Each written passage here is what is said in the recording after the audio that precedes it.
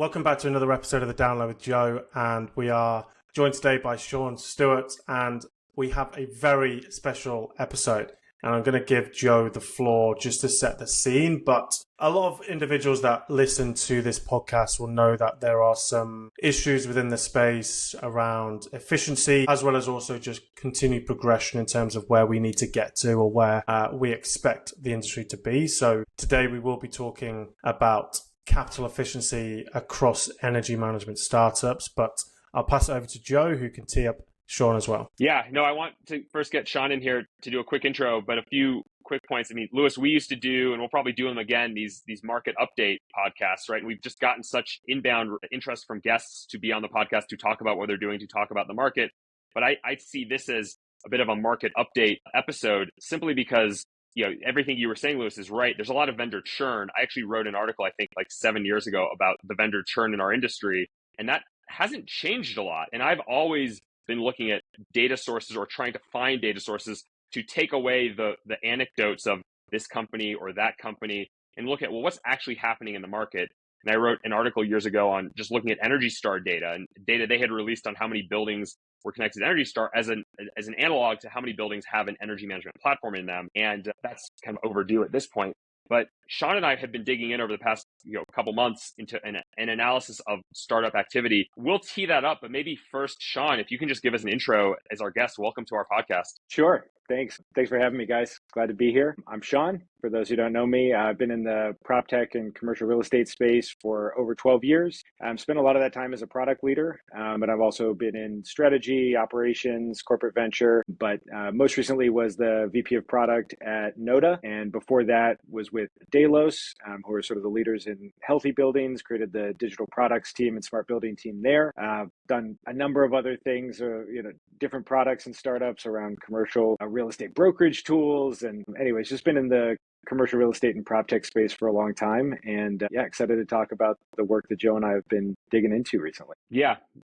And Shaun, I'll tee things up of just quickly what our analysis was, and then I'll shift it to you, and you can give us a little bit of just some of the takeaways. So what we looked at was we collected two key metrics for as many companies as we could find within the energy management, maybe smart building space. So it doesn't include things like space utilization, indoor air quality. It's really application level technologies or layer technologies focused on connecting to systems, identifying energy waste, and saving energy waste. So that restricts it a little bit, but we looked at how much scale do they have? So publicly announced, again, self-reported, how many square feet have we deployed into? And then how many dollars have we raised? Not every company, as you will imagine, has released those numbers, and they're self-reported. So there's a grain of salt there. So we don't have everyone, because of some of the grayness of, is that really how many square feet do they have? Is that contracted but hasn't grown into?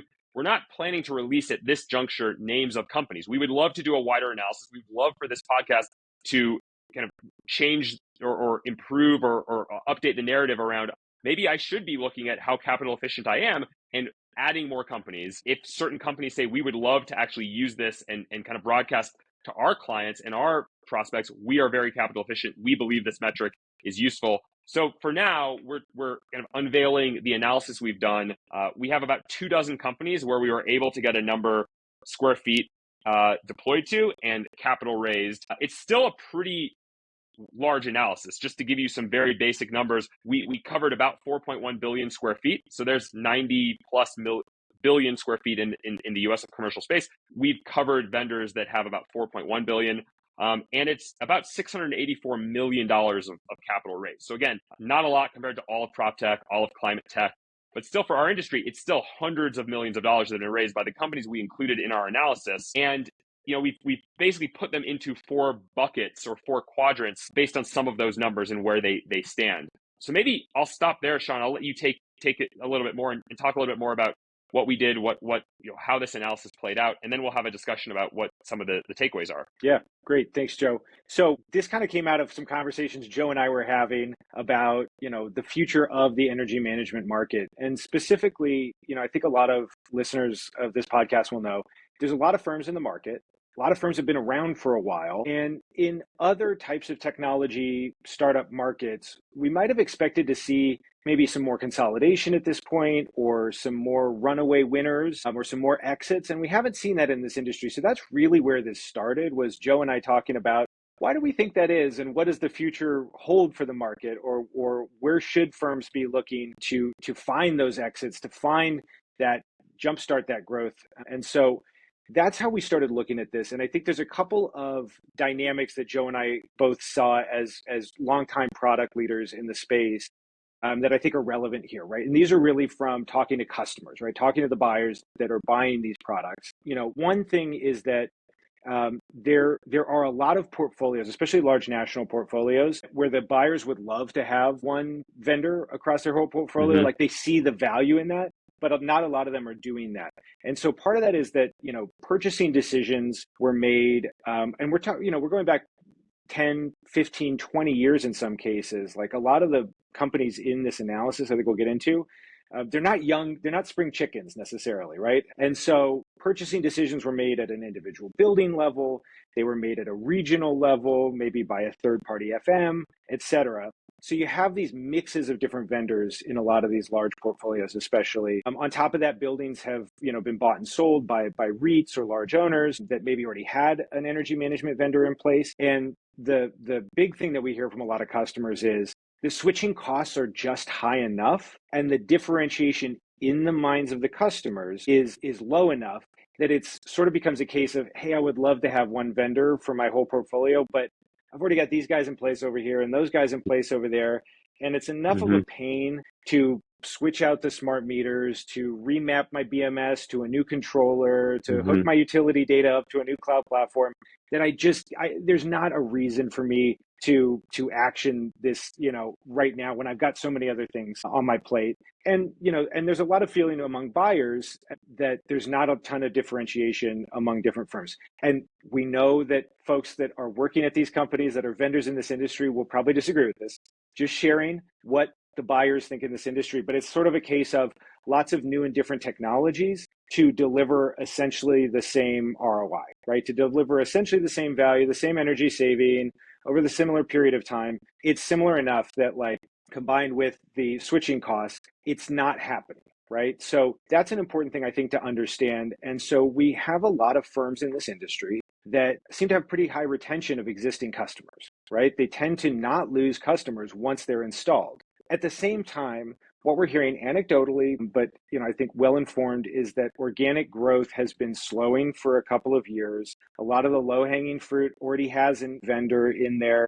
Competitive sales against another vendor in this kind of cohort don't tend to result in companies switching all that often. So that leads to this question of, where does the future of the market go? Right. And so that's what we kind of set out to figure out. And as Joe teed up, we came up with this metric of capital efficiency, right? Basically, take your total capital raised, divide it by the square footage that you deployed into, and that should tell us something, at least directionally, about who has been efficient with their capital, who has been able to grow efficiently. And so we basically plotted this on an XY graph, right? With one axis being the total square footage, basically our proxy for your customer base of each of these companies. And the other axis being your capital efficiency, basically how efficient are you, right? And so just to give some numbers, the medians for these numbers, on the one hand, the median total square footage for the companies in this cohort is about 95 million square feet that they've deployed into, right? So that's sort of the midpoint in terms of total scale for these companies. And then in terms of capital efficiency, the median point is about 12 cents per square foot, right? So just to kind of give some grounding to where these numbers look like from an overall industry perspective. And when we graphed all of the firms in our cohort, they sorted into 4 different quadrants, right? And that's where Joe and I have kind of taken off from there to look at what is the story for each of these different quadrants, what are the commonalities between firms, what are the differences or commonalities between the different quadrants of firms. And I think we've come up with some pretty interesting findings that I think we believe maybe provides a roadmap for where the future of this sector is going. Yeah, I think adding a couple of points to what Shaun said, One, again, if you're listening to this, we're putting more in the newsletter. We're writing some articles to go into this more deeply, add some graphics. So think of this as kind of like the verbal discussion of just what are our takeaways. What I was going to say is the companies do tend to be pretty old, right? The average age is over 10 years in every one of these four cohorts. There are some younger companies, but what we actually found in digging into this is there are companies that have been public and have kind of been well known or brand names for 4 or 5 years, but they actually were founded 4 or 5 years prior to that. If you actually go back and figure out, like, when did you actually form as a company? And maybe that was we were deployed in a few buildings, one client. We spent a few years refining what we were doing. But from our point of view, you are still a functioning concern or an ongoing concern. You're still in business. And just this, there is a lot of kind of friction or sand in the gears in the market. Ultimately, that's what we were trying to figure out. Like, why is this happening? Why aren't we? I mean, I get inbound from investors that might have an interest in working with me to do diligence, and more often than not, they very quickly, after a couple hours or after a couple days of just working to kind of diligence the market, not firms, they say, yeah, it's not interesting at all. And typically what I hear is, oh, this company isn't nearly big enough, or this company has raised too much money. And what led to this discussion, or this research, which is now leading to this discussion with Shaun, was, what's underneath that, right? Like, that's an anecdote, that's interesting, but can we get something at the industry scale, and does it tell a story? And what we found is it actually does tell a story. Putting the companies into the 4 quadrants is our way of kind of making sense of this, and also hopefully giving some actionable feedback for the firms, for buyers, for investors, because the strategy is going to be different depending on if you're very capital efficient and actually have managed to grow to hundreds of millions of square feet versus you've grown to a few hundred million square feet, but you've probably raised a little bit too much money to get there. And then the other companies that you're not in hundreds of millions of square feet, but you've raised nearly no money and you've gotten into dozens or 100 million square feet. You have different options if you're those companies, and I think that hasn't necessarily been recognized widely in the market, and we're hoping to bring that insight. Absolutely. Yeah, and I think just to note, everyone, I say everyone, but the majority of people in this space who have their eyes on technology and follow the kind of stories or updates that we as three do will know that there is fragmentation and silos across the whole industry. You can blame the incumbents. I don't necessarily think that they are the sole person or people to be blamed. But I think what you guys are trying to get at is that the TAM here across the space is large enough where we should be seeing more activity. And the goal here is to hopefully give listeners of this podcast, but also just wider, alongside private equity, venture capital, more understanding as to where the gaps are or what the problems are, and essentially which type of businesses are either lagging or leading. Absolutely. Yeah. Go ahead, Shaun. Yeah, I was going to say maybe we should just spend a minute and just jog through really quickly our 4 quadrants, so that listeners can kind of get a grounding of who are these groups that we've come up with through this research. So I think maybe start with the leaders. So we have, the leaders are our firms that are above median scale in terms of total customer base and above median capital efficiency, meaning they are more capital efficient. And so, by proxy, it suggests that they have figured out a capital efficient growth model and business model and product stack. So the leaders on average, you're looking at about 375 million square feet on average for this group. And I think we have something like seven, 8 companies in that group. They've on average raised about $17 million in total venture funding, for a capital efficiency averaging at about 5 cents per square foot, right? So that's if you take the total amount of capital they've raised and divide that by their total customer base, it's taken them about 5 cents per square foot to reach the numbers that they're at, right? So above average. This group, interestingly, for the most part, with 2 notable exceptions, tends to be the oldest group of companies in our analysis. So what I kind of think of as like the first wave of energy management, smart building companies, companies from 2006, 2008, 2010, et cetera.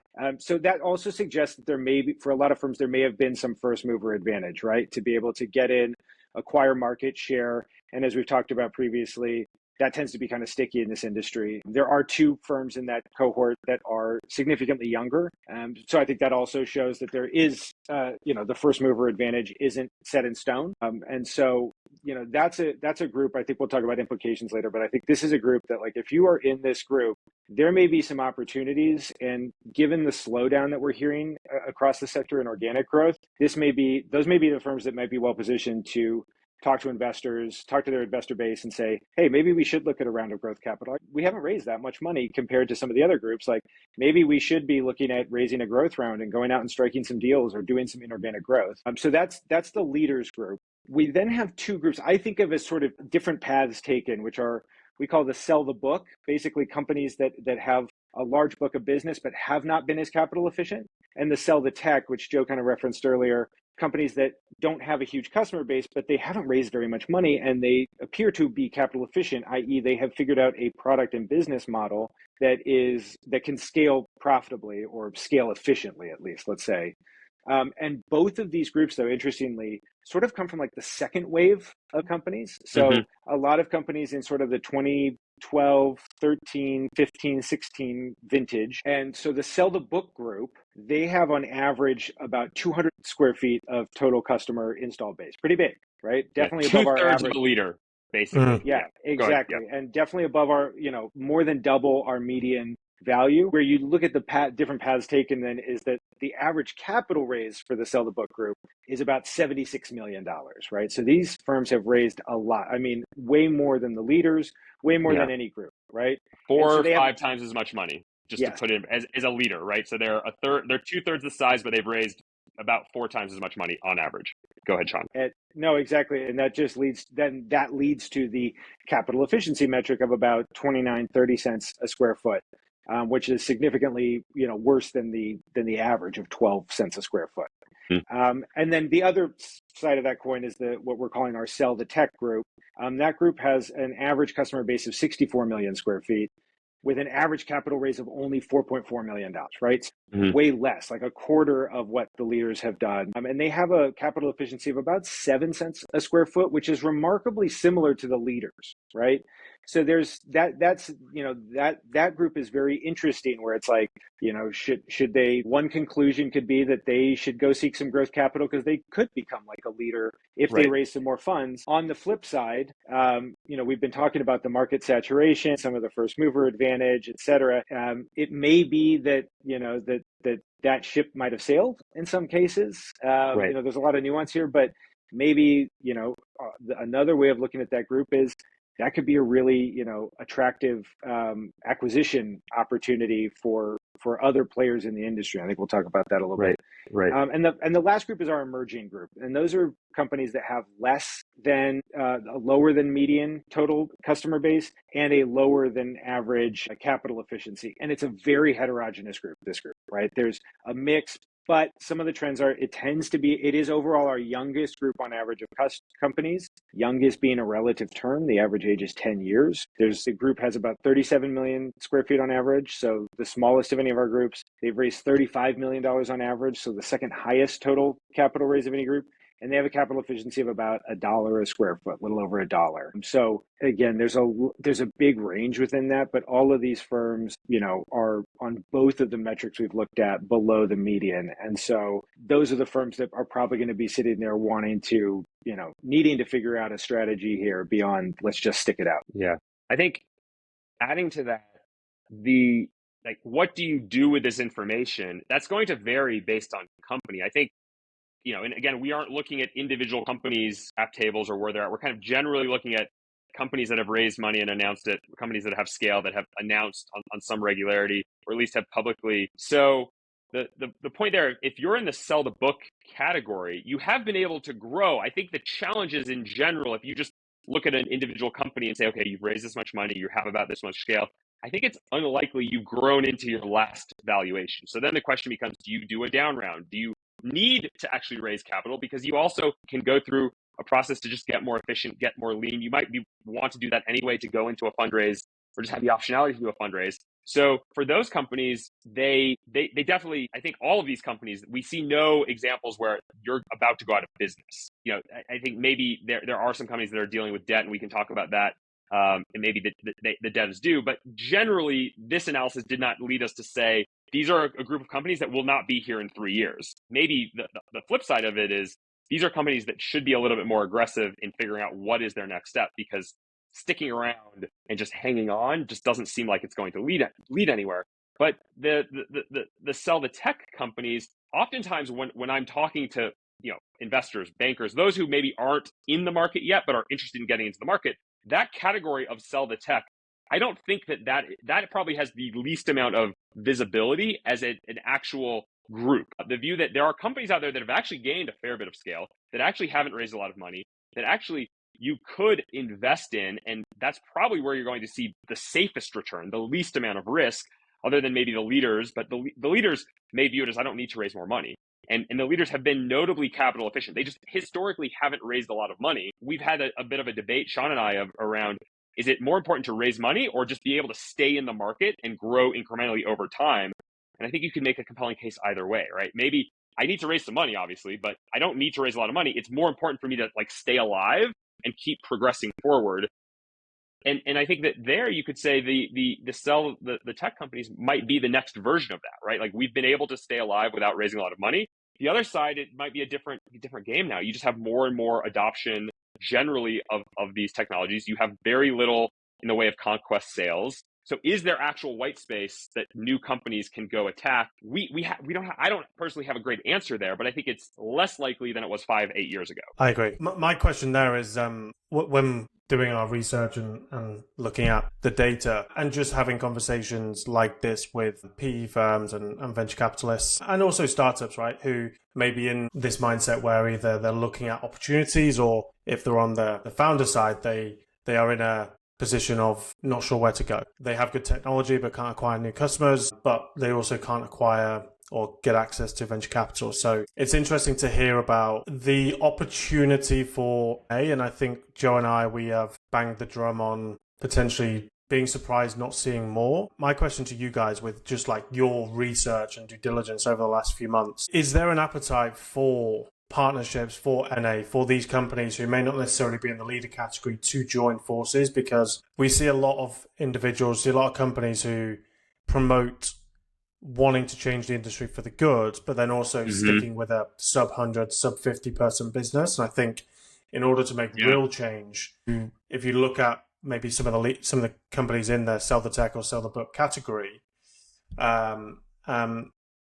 you need 5, 6, 7 of those businesses to join forces to have the ability to actually make real change. Yeah, I think that, and I've definitely, the idea of taking 4, 5, 6 businesses, getting them to scale, I don't know that that could happen. I think it's a little bit less likely for that many companies. And I think the reason for that is finding 5 or 6 that, or even finding one as the platform, right? And then going out and buying 4 or 5 others. I don't think you're going to find a huge amount of product differentiation, and especially not a lot of value differentiation. So the question for the platform might be, why am I buying you? I should just invest that money and try to take your customers. And again, that, we don't talk a lot about that in the market, but I think that is a little bit more of an aggressive view that really should be more on the table, especially if you are able to raise more money, you are growing. But I think that might be a more efficient approach than I want to go buy you. But I also just think there's a lot that there aren't as many sellers as there should be. And I don't know exactly why that is. I just know from talking to investors who looked at a company who maybe made a bid and said, they just rejected our bid. They said, we'd rather not sell at that price. I mean, that happens, at conferences, just on calls. Again, they're in confidence, so I'm not naming names, but there's a view of, I will stick around and I will survive. I will outcompete or out-survive my peers. But that's more of the consensus than the contrarian view. So if everyone thinks that, they probably aren't going to go and sell themselves unless they get a premium multiple, premium valuation. But I don't think it's justified. I do think there are, if I had to map out, where are the realistic acquisition opportunities, I think that OEMs, larger incumbents, they might look at this and say, hey, sell the tech business. This is pretty interesting technology. This solves a lot of our problems, and we're able to buy it instead of developing it in-house. We got some customers coming along, but we can go scale this to our customers, right? Think about the install base that any large OEM has. As I've covered in my newsletter, they are all heavily investing in technology. I shared something in maybe a newsletter a couple of weeks back where they've all had multiple rounds of our cloud-based platform. Not all, but many of them. It's it ebbs and flows, ebbs and flows. My view is that they are not going to just say, oh yeah, we don't want to invest in software. We're just going to go back to being hardware businesses with a service business. So some of them may say, actually, let's buy a business. Because again, if you've raised, sell the tech, they've raised average $4.5 million. Also, all the OEMs are doing so well. They have so much money. It's getting to the point in some cases where like we can't deploy more, we can't buy more stock. We don't want to raise our dividends too much because there is they do want their dividends to be consistent. So then they look and say we're going to deploy a couple $1 billion into M&A. If you're deploying a couple $1 billion into M&A, that's like 500 acquisitions. $4 million. I know it would be like 500 at that scale, but they're clearly not going to do that. They're going to buy some data center businesses. They're probably going to buy some services businesses. They might buy. My point or question was when you think about the big OEMs is that there isn't enough of these startups that are as interesting enough to be acquired because they either have very similar technology to what is already within the existing portfolio, or they don't have enough customers, or they're not that interesting, or finally the revenue is not where they want it to be. Like there's a lot of companies that are 5 to 10 million ARR, and I think for, again, just my perspective on people I've spoken to get really excited, you've got to be above that, like $25-30 million. And I think that's a good point, Lewis. And I think that's part of where Joe was referencing that when you talk to a lot of people in the industry, every firm seems to be like, no, all of our competitors, they'll go out of business soon. We'll be the survivors. We've got good retention. We'll be here to pick up the pieces, either to pick up those customers that they dropped or to, buy things at a fire sale, buy books of customers, et cetera. Mm-hmm. And I think that everybody thinks that they will hang around. And I think that we think that's probably true, right? Based on our analysis. But the problem is if everybody thinks that they're going to stick around and everybody has enough of a revenue basis to do that, nobody else is going to go under though, right? Like there's not going to be this apocalypse where, hey, just by sticking around, just by sticking it out with our customer base we already have, eventually this will pay off because a bunch of other people will fold and that's when we'll grow. That's when we'll, get really big. That's when we'll cross that 20 million, 25, 30 million ARR mark. And our view is like, guys, I don't think that that's a high likelihood of happening. So what do you do in that case? Do you just sit there and hold indefinitely? Yeah. Or some players in the market start saying, I should look at an inorganic growth strategy, right? So if you're a leader, if you're sitting there as a leader, right? If you're in one of these leader firms, I think there's a good case to say, hey guys, maybe we should go out and strike some deals. Let's see what we can do, right? Mm-hmm. And similarly in the sell the tech, it's like, hey, we developed something really good, but we might have missed our moment to scale and become really big and become a leader. Or that's a big capital. Guys, we've already been around for 15 years. Do we want to go take on a bunch of new people on our cap table and try and compete with the leaders? Or do we want to find a good home for this? Do we want to sell to somebody? And that could be an OEM. That could be a PE firm looking to do a roll-up, sell our stuff as the core of this. And by the way, the sell the tech, because they haven't raised that much money, I think there's probably a lot of deals to be done there. The cap tables are probably not that complicated. They've been around for a while. You'll probably actually be able to get buyers at a valuation that the limited set of investors they have would be interested in finding an exit at that point. I think that on the flip side, the sell the book, just to be honest, I think the sell the book companies, those are going to be tougher conversations, right? I don't envy like the board meetings that some of those chief executives are going to have to be in if they feel like, hey guys, we've raised so much money. But really, the biggest value right now that we have is in the book of business we have, not in all that technology. And we might not grow into that valuation, but we ought to think about an exit here. Because again, we've been around for 12, 13, 14 years at this point. Do we need to have some hard conversations about saying, where is the real value? Mm-hmm. This industry may not just shake out and we just end up the victor by surviving. Maybe we should look at taking a deal or being part of a roll-up strategy or putting ourselves on sale to a PE firm at a valuation that might not be what we were hoping for, but might be the best that the market will bear. And that being sort of the best possible scenario here. Yeah. I think adding to the question you had, Lewis, so like the leaders, there's 7 companies in the leaders quadrant, a little under a third of the companies we included in the analysis. Obviously, as I've said multiple times, we want to expand this over time. We don't see this as a one-time thing. We see this as like opening the discussion of what we think is an interesting and unique and different type of analysis that actually has a lot of impact to the market, positive impacts to the market to kind of elevate the conversation. But, so the leaders, 70 million square feet. If you just do some simple math and say, I'm a business with 500 million square feet, I sell at 5 cents a square foot per year. That's a fair number. I would say that some analytics solutions that are in this category might sell for more, but they might discount because you're a large client. Additionally, there's some that are selling for much less. That gets you 25 million in annual revenue. And I'm factoring out the fact that they probably have some implementation revenue. When you actually, dig in, the ARR 25 million, there's just not a lot of companies that are at that level. Even of those leaders, the 7 companies, that's the average, 370. So some of them are a little bit under that.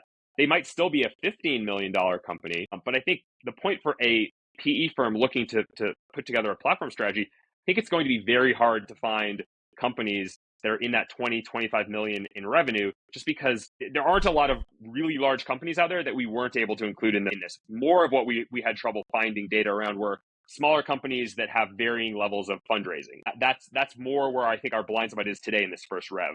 It's not so much the really large companies who have been successful. So it's just that doesn't feel like, based on this analysis, a realistic play that you can run in this industry. Buy that platform that is the 25 million in revenue. Maybe 10 to 15, it's a little more realistic. You start opening up the aperture, you have more companies.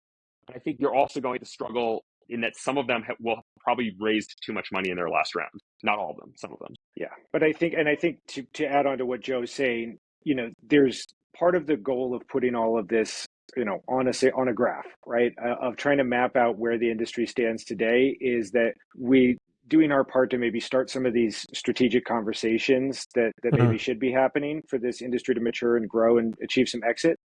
100%. Yeah. So it's like, it's one of these where, like, hey, there's you don't want to be one of the people who's left without a seat when the music stops, right? And I think despite all of the lack of deal making in this industry, all of the conditions of the industry point to there should be more M&A, right? And hopefully first part of this is people being more realistic about should we buy, should we sell?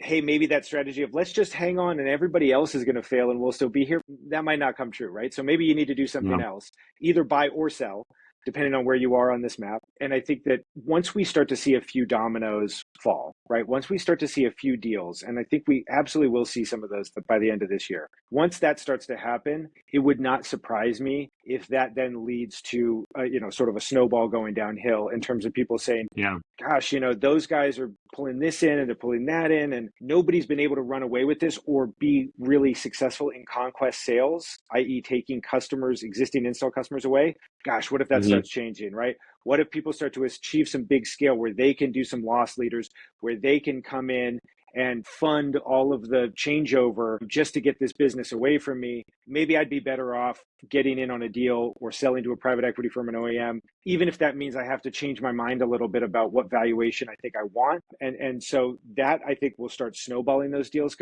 and especially, by the way, like if for example, another thing that could happen, 2 of the leaders merge or do some kind of deal to bring them together, either they get bought by the same group or they merge. That could be a blockbuster deal in the industry where it's like, oh, now somebody is approaching 1 billion square feet. Now somebody's approaching $30-40 million in ARR. That gives them different options. Maybe this stasis that we've been in for a few years in the industry starts to shake up again, right? And we enter a new period of change. I think there's going to be a lot of firms that are not in the leader category, and maybe even some that are in the leader category, that are saying, I better start looking at my options. I better start looking at making some deals, because that stasis where everybody's going to be able to hang around, that could change easily if agglomeration starts happening. Yeah. I think, adding to that real quick, our other hope for this analysis is to do a little bit of benchmarking. And I don't necessarily consider this a benchmarking study, but we are taking 24 firms. If you are out there looking at what are my options, at least knowing this is the range of square footage. If you're at the lower end, I just think that there's a realistic conversation to be had to say, we have 50 million square feet. There are companies that they kind of broadcast that as like, we're in tens of millions of square feet, or we're in 50 million square feet. That's 1/10 of some of your peers. And maybe not having the context of we're only 10% of the way to a peer, you then, and you look at how much money you have raised to get where you're at already. Not saying you're going to have to raise 10 times as much money to get to the 10x, but I think that is a different perspective than, hey, we've done great. We've already gotten 50 million square feet and we've only had to raise $20 million. But this analysis, I would say, points to that's not actually that good. It's not bad, but that's not on track to actually be a leader in this market. And I by no means think there's a winner-take-all dynamic here. I think we will always have pretty wide range of vendors. I just don't know that we're going to have 50 to 75 vendors which is about where I put of like energy management, smart building vendors. Yeah. I just don't think we're going to be there. But I think that's what's been missing, even just like direct conversations I've had where like you look at your business as this is a really high performing business. Maybe there's certain aspects of it that are, but if you compare it to the cohort, the wider market, you're actually not as high performing as maybe you think. Yeah, and I would, if any angels or VCs are listening, I know a lot of them do listen to this podcast. Like, I kind of want to send a message to them too, which is like, I've been in senior management teams in companies and had these conversations with the board. Like, hopefully they look at this too, and maybe there's a new appreciation of where your management team is in the industry and what their strategic options are, and hopefully this maybe allows you to have a little bit more open conversation instead of just saying, well, that's the valuation we're going for, and let's just keep pushing and get to that valuation, to say, okay, let's take stock. Let's see where we are in comparison to the peers. There may be deals to be done. There may be smart exits. And look, every company in this cohort has, whether it's geography or asset type or one thing or two things that you do especially well or relationships you have, like everybody has their own story, right? And we don't want to minimize that. But at the end of the day, like looking in broad terms at where you fit into this market, especially for the investors out there, maybe this opens up some more conversations that were not on the table previously with the management teams, and like starting to assess options and look at what this might look like. Great.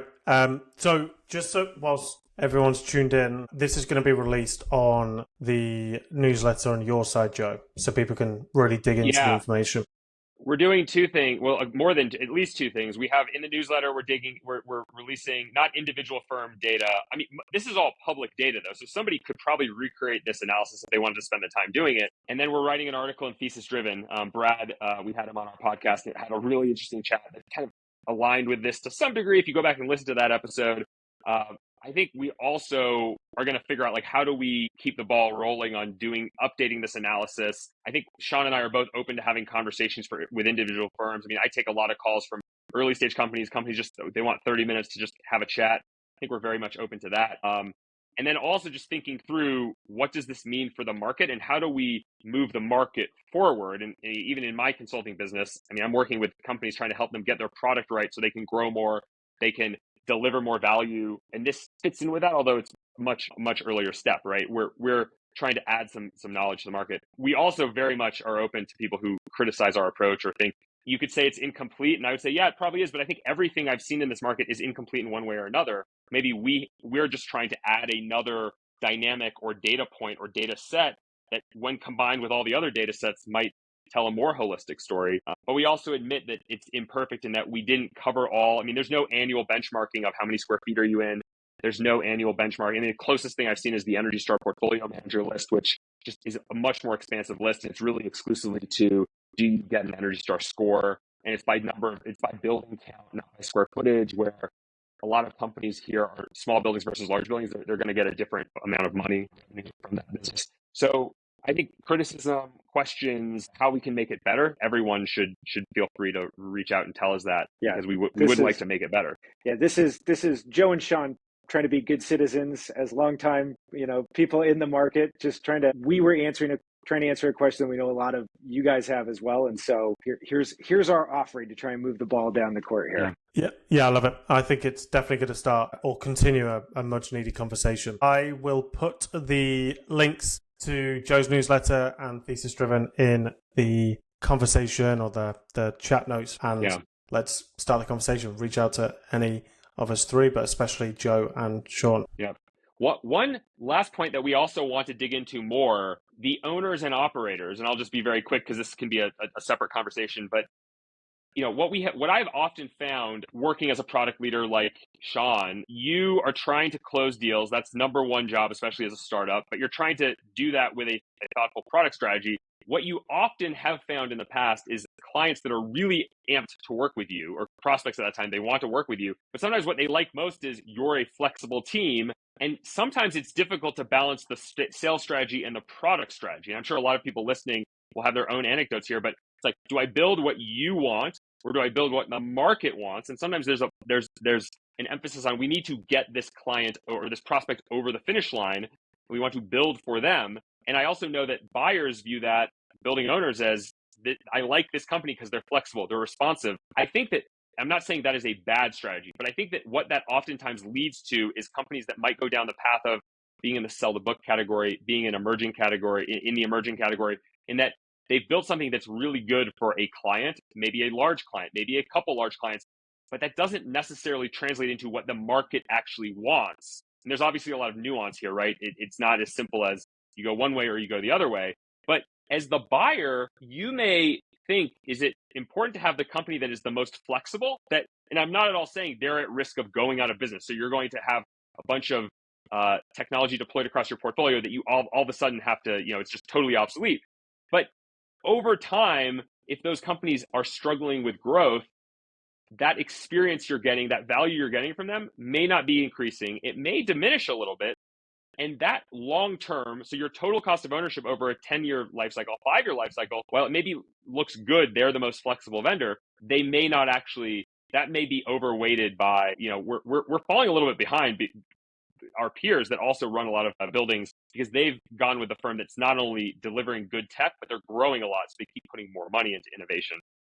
And that's obviously a lot more to discuss, a lot more to unpack there. But this could be an interesting type of research that the buyers start using to say, I actually want companies that are very capital efficient because I see that as longevity, right? They will always be able to outlast their peers, especially if the market funding goes down even more. Or they might say, no, I'm most interested in the most flexible product delivery, and they may not be as interested in our analysis. Yeah, I think every buyer and every company in here has their own story and nuance. So I think at the end of the day, let's have the conversation. Let's start talking. Let's put the data out there and start having some conversations about where we need to go as an industry. And as Lewis said, come talk to us. Hit us up. Tell us what you love. Tell us what you hate. We want to hear it. Like we want this to be an ongoing conversation with the industry. Looking forward to seeing everyone talk about this. And thank you guys for joining and starting this conversation. Great. Thank you guys for having me. Thanks, Shaun.